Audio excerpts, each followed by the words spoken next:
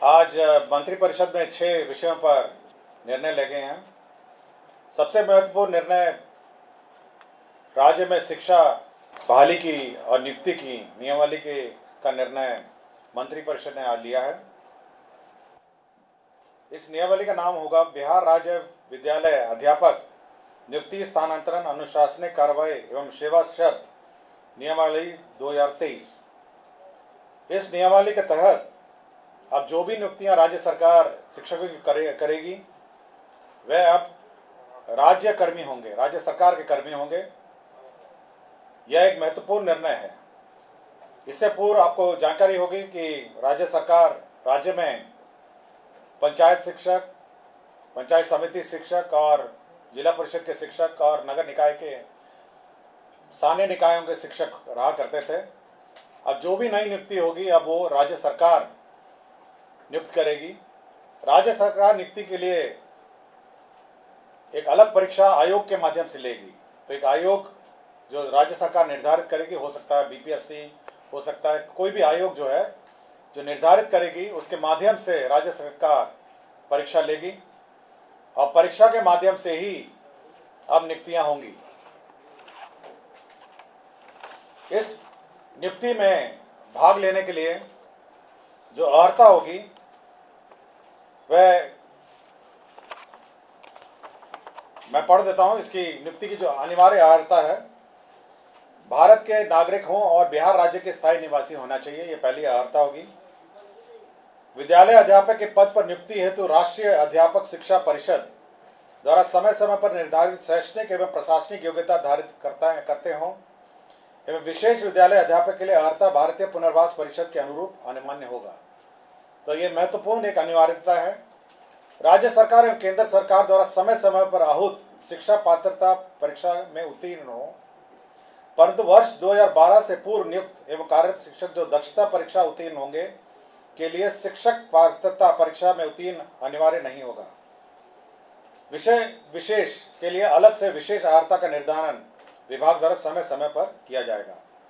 तो ये बिल्कुल स्पष्ट होगा कि पहले तो आपकी जो परीक्षा होगी, जो क्वालिफाइंग एग्जाम है, जो राज्य सरकार और केंद्र सरकार के लिए पहले ली जाती थी, उसके क्वालिफाई करने के बाद ही आप सरकार द्वारा जो कमीशन के माध्यम से परीक्षा होगी उसमें आप बैठ पाएंगे।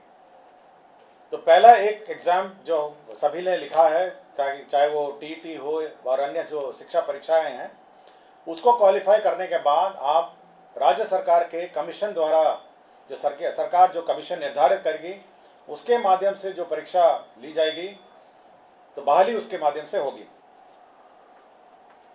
इसमें न्यूनतम आयु निर्धारित है 21 साल और अधिकतम आयु सरकार द्वारा निर्धारित की जाएगी। जो सरकारी नौकरी में अधिकतम आयु है वह होगी, लेकिन जो 10 साल की नियुक्ति वर्ष का जो छूट होगा, इस नियमावली के प्रवृत्त होने के पश्चात नियुक्ति के प्रथम संव्यवहार में अधिकतम आयु सीमा में 10 वर्ष की छूट दे होगी।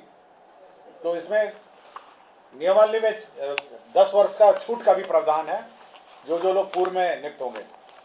इसमें यह खासियत यह है कि इस परीक्षा में जो अभी वर्तमान में जिसको आप कहते हैं 7वें चरण या अन्य चरण जो हैं, वो लोग भी बैठेंगे, परीक्षा लिखेंगे।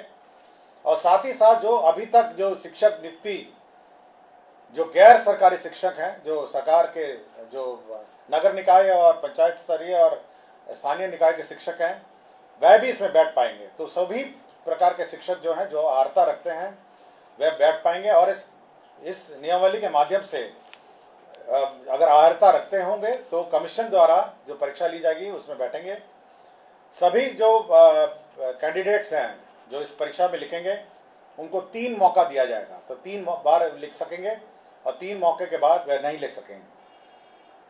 जहाँ तक रिजर्वेशन की बात है, सारा राज्य सरकार द्वारा निर्धारित आरक्षण रोस्टर का पालन किया जाएगा और लेकिन साथ ही साथ जो आरक्षण है प्राथमिक एवं मध्य विद्यालय के मूल कोटि एवं स्थानक कोटि के विद्यालय प्रधानाध्यापक के पद पर प्रत्येक विषय में न्यूनतम 50% महिला अभ्यर्थियों की नियुक्ति की जाएगी। जो वर्तमान में शिक्षा में जो आरक्षण लागू है वह यथावत रहेगा, किंतु अन्य जो महिलाओं को छोड़ के अन्य जो राज्य सरकार का जो आरक्षण का नियम है वह लागू होगा।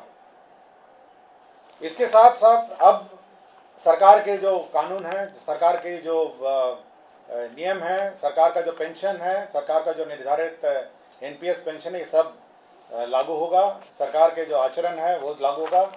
यह नीति अब जिला संवर्ग के रूप में होगी, जिसमें जिला के अंदर स्थानांतरण का प्रावधान है और अंतर जिला का भी स्थानांतरण का विशेष परिस्थिति में प्रावधान है। संपुष्टि, सेवा संपुष्टि भी उसी अनुसार है, शिकायत अपील भी उसी अनुसार है। और कैबिनेट ने यह निर्णय लिया है कि अब अन्य किसी प्रकार से शिक्षा की नियुक्ति नहीं की जाएगी, शिक्षा की नियुक्ति नहीं की जाएगी। केवल जो सरकार द्वारा निर्धारित कमीशन है उसके माध्यम से परीक्षा होगी और उसी माध्यम से अब शिक्षा नियुक्ति होगी। यह बिल्कुल कैबिनेट ने स्पष्ट निर्णय ले लिया गया है। सप्तम केंद्र पुनरीक्षित वेतनमान संरचना में वेतन जो प्राप्त कर रहे हमारे सरकारी पदाधिकारी कर्मी हैं, उनको 1/1/2023 से के प्रभाव से डीए का जो रेट है वो 38 के स्थान पर बढ़ा के 42% हो गया है। राज्य सरकार को इस बढ़ोतरी में 1690 करोड़ का अधिक व्यय होगा, तो 38 के स्थान पर अब 42% डीए होगा।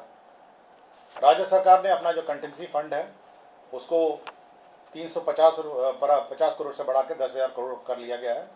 आपको जानकारी होगी, समय समय पे हम लोग कंटिजेंसी फंड से निकासी करते हैं, तो अब ये लिमिट 10,000 करोड़ का होगा, जिसमें आधा प्रतिशत जो 50% होता है वो आपदा के लिए सुरक्षित रखा जाता है। पटना जिला अंतर्गत जो वाल्मीकि का परिसर है उसमें 6.5 एकड़ जो ज़मीन है वह वर्तमान में भारतीय कृषि अनुसंधान परिषद को आवंटित है। अब वो जो ज़मीन है वो बिपाड़ के एक्सपेंशन के लिए स्थानांतरित कर दी गई है और यह निर्णय लिया गया है। और बिहार पुलिस में ईआरएसएस का जो सिस्टम लागू है उसमें जो अंडरग्राउंड केबल नेटवर्क है उसमें जो शुल्क, राइट ऑफ वे शुल्क दिया जाता है ईआरएसएस पुलिस मुख्यालय और अन्य स्थान के लिए, ईआरएसएस के योजना के लिए, तो ये शुल्क, राइट ऑफ वे का शुल्क माफ हो गया है। और एक पद सृजन का है जिसमें राज्य योजना मद में ग्रामीण विकास विभाग के अंतर्गत जवाहर ग्राम स्वरोजगार योजना के अंतर्गत सृजित जो 102 पद थे उसमें 53 पद अब स्थापना में प्रतिबद्ध परमानेंट पद हो जाएंगे और 39 पद है उसको सर्वे कर दिया गया।